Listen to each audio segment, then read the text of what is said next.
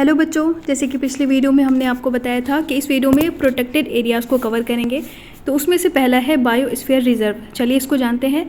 तो biosphere reserves are the protected areas meant for the conservation of biodiversity of that area.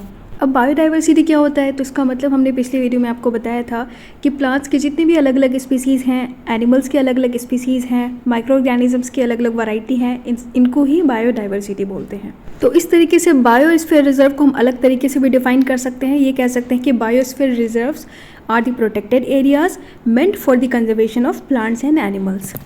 बच्चों, अब next देखिए कि biosphere reserve एक लार्ज प्रोटेक्टेड एरिया है। ठीक है, इस एरिया के अंदर अदर प्रोटेक्टेड एरियाज़ भी आ सकते हैं, जैसे कि national park, wild life sanctuary.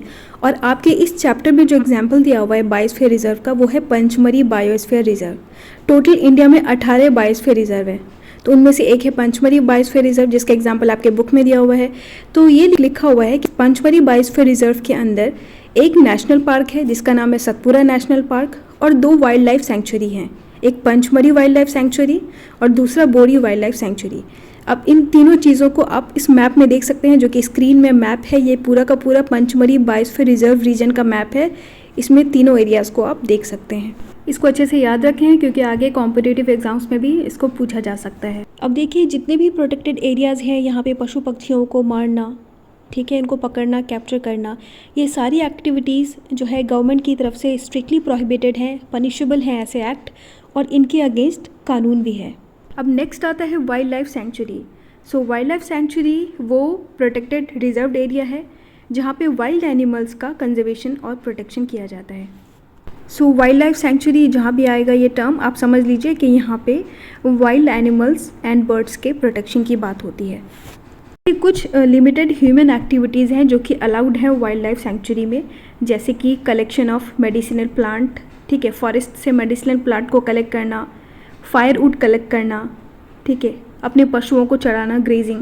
तो ये कुछ लिमिटेड ह्यूमन एक्टिविटीज़ अलाउड हैं यहाँ। अब लास्ट है नेशनल पार्क। तो नेशनल पार्क का डेफिनेशन है कि a national park is an area set aside by a national government for the preservation of the natural environment.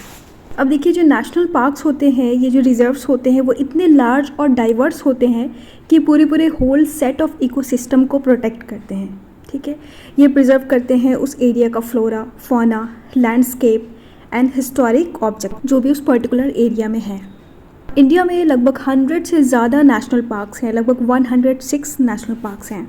अच्छा, इस चैप्टर में तो आपने सतपुरा नेशनल पार्क को जान लिया, और एक बहुत ही इंटरेस्टिंग बात मैं बताती हूँ इस चैप्टर में जो दिया हुआ है सतपुरा नेशनल पार्क के बारे में, वो ये है कि finest Indian teak is found in the forest of Satpura national park. चलिए इसको और अच्छे से समझते हैं। तो बच्चों, आपने सागवान ट्री या सागवान वुड के बारे में तो सुना होगा।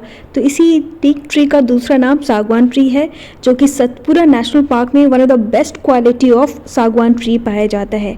ठीक है, ये जो टीक और सागवान ट्री है, ये हार्डवुड ट्री स्पीसीज़ है। ठीक है, और one of the most durable quality of would है। वाटर रेजिस्टेंस बहुत अच्छा होता है इस वुड का, और बहुत कॉस्टली होता है, और बहुत ही अच्छी क्वालिटी का होता है ये वुड। अब इंडिया के कुछ और फेमस नेशनल पार्क्स के बारे में जान लीजिए, जैसे कि काजीरंगा नेशनल पार्क जो कि असम में है, दूसरा सुंदरबन नेशनल पार्क जो कि वेस्ट बंगाल में है, गिर नेशनल पार्क जो कि गुजरात में है, एंड पेरियार नेशनल पार्क जो कि केरला में है। अब देखिए, सारे नेशनल पार्क्स में जो प्लांट्स के और एनिमल्स के प्रोटेक्शन के लिए स्ट्रिक्ट रूल्स दिए गए हैं गवर्नमेंट की तरफ से। ह्यूमन एक्टिविटीज़ जैसे कि एनिमल्स को कैप्चर करना, शिकार करना, ग्रेजिंग और collection of firewood, medicinal plants, ये सारी चीज़ें अलाउड नहीं है। अच्छा बच्चों, सतपुरा नेशनल पार्क के बारे में बहुत ही इंटरेस्टिंग और इम्पॉर्टेंट बात इस चैप्टर में दी हुई है, वो ये है कि बहुत सारे रॉक शेल्टर्स पाए गए हैं सतपुरा नेशनल पार्क में, जो कि लगभग 1500 से 10,000 साल पुराने हैं। इसका मतलब ये कि ये एविडेंस है, ये जो रॉक शेल्टर्स है ये एविडेंस है कि यहाँ पे इस जंगल में प्री हिस्टोरिक ह्यूमन लाइफ थी। इन शेल्टर्स में रॉक पेंटिंग्स भी है, जैसा कि आप देख सकते हैं पिक्चर में, जैसे कि हंटिंग का, डांसिंग का, एनिमल्स के पिक्चर, ठीक है, म्यूज़िकल इंस्ट्रूमेंट प्ले करता हुआ पिक्चर, इस टाइप के पिक्चर्स हैं जो कि दर्शाता है कि उस टाइम में जो प्रीमिटिव पीपल थे वो लोग कैसे रहते थे। और लगभग 55 रॉक शेल्टर्स आइडेंटिफाई किए जा चुके हैं पंचमरी बायोस्फीयर रिजर्व में, और इनफैक्ट अभी भी बहुत सारे ट्राइबल्स इस एरिया में रहते हैं। ओके आपके इस चैप्टर में एक और इम्पॉर्टेंट इन्फॉर्मेशन दी हुई है, वो ये है कि प्रोजेक्ट टाइगर का। तो प्रोजेक्ट टाइगर क्या है? वाइल्ड लाइफ कंजर्वेशन मूवमेंट है। ये गवर्नमेंट के द्वारा लॉन्च किया गया था 1973 में। इसका मेन जो ऑब्जेक्टिव था वो ये था कि to protect the Bengal tigers.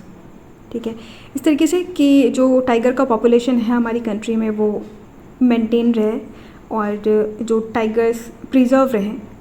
तो इस तरीके से ये जो जितने भी प्रोटेक्टेड एरियाज़ आपके इस चैप्टर में दिए हुए थे वो कवर होता है इस वीडियो में। अगली वीडियो में जो लास्ट पार्ट होगा उसमें रेड बुक डेटा और उसके अलावा रिसाइकलिंग ऑफ पेपर, रिफॉरेस्टेशन, ये छोटे छोटे टॉपिक्स हैं जिसको कवर करेंगे। वीडियो को पूरा देखने के लिए शुक्रिया और वीडियो को ज़्यादा से ज़्यादा शेयर करिए। अगर आपको अच्छा लगा है तो कमेंट करिए, इसको लाइक करिए और चैनल पे अगर आप नए हैं तो प्लीज़ इसे सब्सक्राइब करिए।